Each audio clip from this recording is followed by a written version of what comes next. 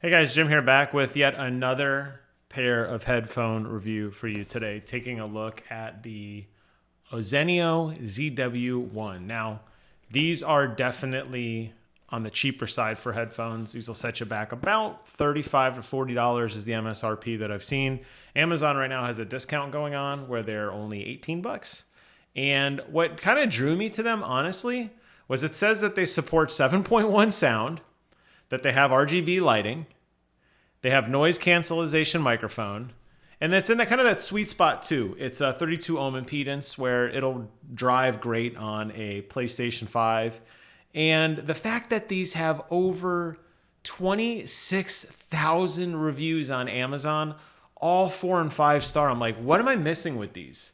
Like, have I been fooling myself this whole time saying you need to go out and buy a nice pair of Sennheisers or Steel Series or Arctic? I don't know. We're going to find out. We're going to open these up together and we're going to check them out. So I was like, yeah, what the hell? You know, not a lot of money. We could do it. So I'm not expecting a ton in terms of frills, obviously, on the price point, but let's find out. So these are interesting. They do include the splitter cable on the end, which is kind of nice. I didn't even know that. So you have the cable, the actual box that you can control has got your voice slider controller, and then it's got a 3.5 millimeter a Y cable, one for USB, which you could plug directly into a PC, and then one for 3.5 millimeter, which you can plug into your PlayStation 5 controller. Yeah, okay. Sure. Let's see what else is in the box, right? Why not? And here is the this is a more traditional cable. Now, I don't think a lot of computers really use these anymore. If you're not familiar with the idea of TRS or TRRS, it's basically tip ring sleeve or tip ring sleeve. Some of the older headsets support that, and that's for a little bit extra stereo sound for that other connection. If it's an all-in-one, you really don't have to worry about it. But the fact that they include the adapter, it's kind of neat. Like, I haven't really seen that in a while. And I'm like, okay. So maybe I was wrong on these. I mean, you know, the fact that they're including an adapter, the fact that it's got both the USB stuff, you know, maybe not so bad. Here's the headphones. They've wrapped the top in plastic, which I don't see any good way to peel it off. So we're going to make a little bit of noise. Hopefully my mic filter is catching all that. Sorry about the jump cut. I hit the space bar, which was on the stop recording button. Okay, so we got the plastic off here. And let's go ahead and get the plastic off here. And then let's go ahead and take a look at these together and see if they're worth your money. You know, I kind of have always steered away from kind of the cheaper stuff because I always felt like maybe it wasn't the best quality. But I mean, for 20 bucks, I got a headphone with the adapter here. They put caps on to protect it, which is nice. It's got the USB and it's got the connection that's going to go right into your DualSense controller. Comes with a USB extending cable, so a Type A to Type A. So you get another extra probably 2-3 feet if you need a little bit longer room there, which is really kind of nice. And then you get the split out for the more dedicated stereo, which is interesting. The cables are all nice with Velcro adhesive to hold them in place. Let's go ahead and take a look at the build quality of this and see what we think. Okay, so it's got a swivel here. Microphone's got a little boom to it here, and it's got some lines to show you where to talk, which is kind of nice in case you have it wired backwards. Definitely all plastic connections here, but it's got a ratcheting system. It's got a piece of foam across the top here. It's got foam cups here to hold it in place. Very lightweight. Very, very, very lightweight. How does it feel on my head? Is this as big as it can get? Feels a little tight on the bottom. I wish it maybe ratcheted out like one more click down. But it does fit my ears well. It does fit in my head well. I don't feel a lot of pressure on the top of my head. The microphone is obviously, I feel like it's in a good spot. Let's go ahead and plug these in. You know, it's probably going to mess up my current microphone, but that's okay. Let's go ahead and plug these in and see what happens. Oh, hold on, here we go.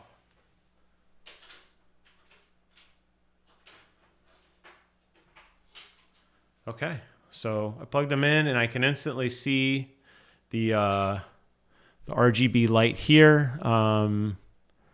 Probably doesn't come through well, but it's like a bluish color. Kind of matches the blue walls behind me here. That's not too bad. I see that could potentially get distracting if you're playing, if you have this light in your periphery. As far as the little click goes, we have an on-off switch to control the microphone, and then we have a volume slider up and down here that has a slight notch in it when you get to halfway. So you kind of flip to it, it kind of stops at halfway, and then you bump it up over the top. I'm gonna see if there's any settings or anything in here on the controller. Sometimes they have they have an LED light logo. That's the logo. The one mute button we already looked at. They call it a protein leather earmuff. Interesting. And then if you need a video guide on how to watch it, there are QR codes for every console. So it's got a QR code for PlayStation, your phone, your Switch, your Xbox, your PC, and it's got a little thing here. Okay. So proof is in the hearing, right? And that's always subjective. So what I'm going to do is I'm going to go ahead and we're going to jump over to our PlayStation just like we did on the last video. We'll go ahead and plug it in through. I'll do a quick sound recording. We'll play it back. We'll hear how the microphone quality is, and we'll render a verdict, okay? So quick jump cut, and we will be right back. Okay, we're back and set up. One thing to point out, which I guess it didn't dawn on me until I actually plugged them in, is unless you have the USB cable connected, you're not going to get the light on the unit because it doesn't have any power. Now, PlayStation does support a USB connection, and with that extended cable, depending on where your console is in relation to your headset and where you're sitting, you might want to just plug it directly into your PlayStation via USB. That way you get the light. I did test the audio both ways, both basically without the USB and with the USB. To me, if you don't have the USB connected, it doesn't sound as loud. And that kind of makes sense. The impedance is on the higher end of what a PlayStation DualSense controller can actually power. However, keep that in mind. If you're in a very, very loud environment and you're having you're struggling to hear, it might be because you are using the 3.5 millimeter. So consider using the USB instead. But I gotta say, it honestly didn't sound bad. I was actually kind of surprised. It does support 7.1. I did go through the 3D audio profile. I was able to set up 3D audio. And there are definitely a couple sets of layers of sound. I can hear sound above my ears, behind my ears, in front of my ears, below my ears, which honestly I was kind of surprised about. And as far as the microphone, well, I went ahead and recorded a message with the headset plugged in. So why don't we go ahead and listen to that and you guys be the judge.